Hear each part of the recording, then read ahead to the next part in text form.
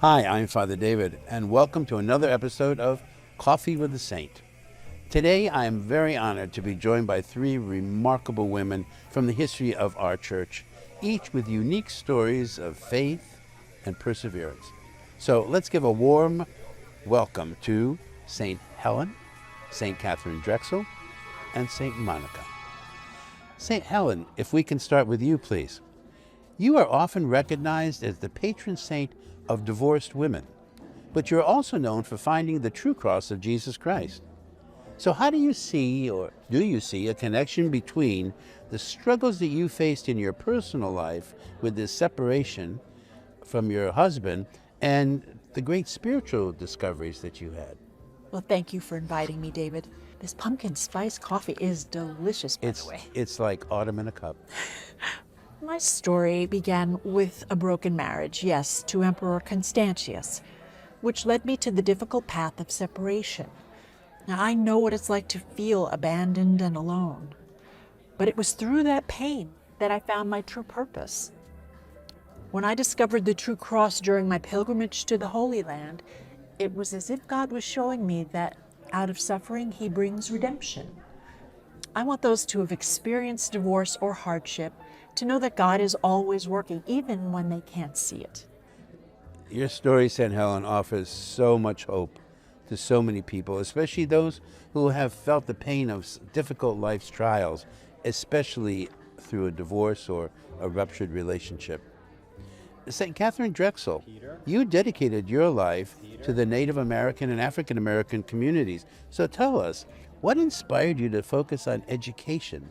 And what was the most rewarding part of all your work?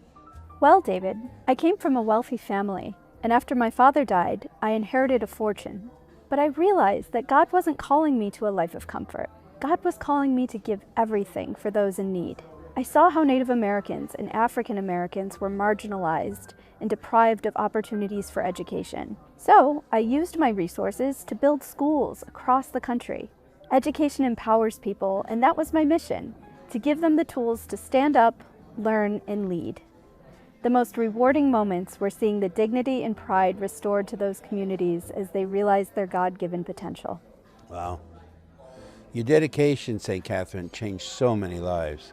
It's really inspiring to see how deeply you cared for justice and equality. And by the way, I have been to one of your schools that is still operating since you founded it.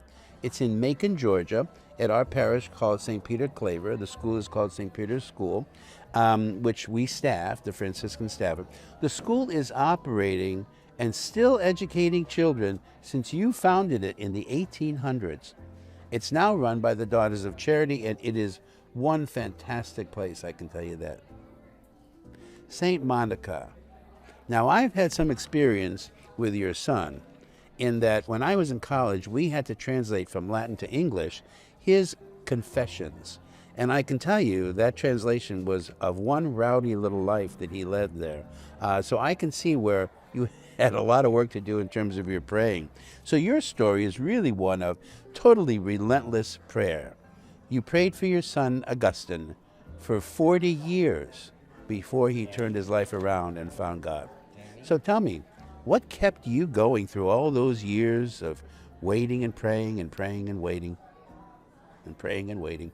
Basically, love and faith, David, is what kept me going. When you love someone as much as I loved my son, Augustine, you never give up on them. I knew deep down that God had a plan for him, even when I couldn't see it.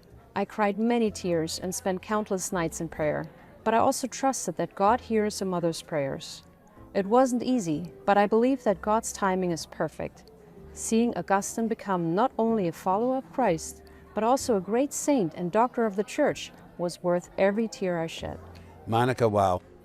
Your perseverance is a reminder to all of us never to give up on those we love. So, St. Helen, St. Katherine, St. Monica, thank you all for sharing your stories with us. Any last words of advice before we break? Trust that your pain can lead you to greater spiritual discovery. Thank you, St. Helen. Use your resources, whatever they are, to lift others up. Thank you, St. Katherine. Pray without stopping and never give up on those you love. Thank you, St. Monica. Beautiful words to live by. Thank you all for being here, and I really hope that we can have each of you back separately to delve into a little more of the fantastic lives that you have lived and the wonderful inspiration that you have given to so many people. And to our viewers, thank you for joining us on Coffee with a Saint. Until next time, may these saints inspire you on your own personal journey of faith. Many blessings and happy feast of all saints. Oh, thank you, Thank you, for having David, us. so Take much. care. Thank See you. you next time. See you Take again care. soon. Bye-bye.